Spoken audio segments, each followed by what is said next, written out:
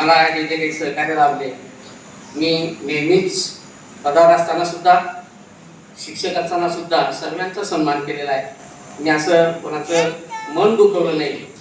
जर अनावधानाने माझ्याकडनं कोणाचं मन दुखवलं गेलं असेल, माझ्याकडनं काही बोललं गेलं असेल, तर मी या ठिकाणी आपली माफी मागतो. संस्थेच्याही काही बाबतीत जर माझं काही चुकलं असेल, काही उणिवा राहिले असतील, मी काही चुकीचे निर्णय घेतले असतील, किंवा काही माझ्यामुळे संस्थेलाही काही त्रास झाला असेल, तर मी संस्थेची माफी मागतो. आणि या ठिकाणी आपण तुम्हाला आज माझा सन्मान केला. आमची संस्थाच करते. आमची संस्थाने जर ठरवलं ते करायचं तेच करतात. त्यांच्या आशीर्वादाने हे सर्व चालतंय. आम्ही आहोत. इतकंच नाही, माझ्यावर ज्याच्याकडे संकट आलं, माझा आजार पण असेल, दादा असतील, दादा म्हणजे कोरोना झाला, ऍडमिट व्हायचं नाही, घरीच राहा, काही खरं नाही. नाही तर माझाही कदाचित त्यावेळेस जय महाराष्ट्र झाला असता.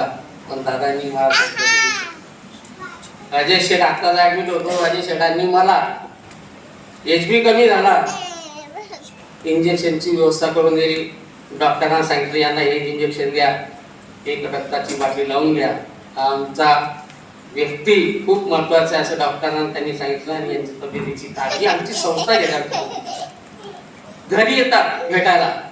आमचं काही थोडंसं दुखलं असेल, काही झालं असेल तरी घरी येतात. घरी तब्येतीची काळजी विचारतात.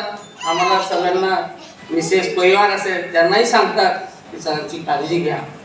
असा हा आमचा एक परिवार, PR हायस्कूल परिवार. आणि या परिवारापासून माझा एक शेवट होत आहे.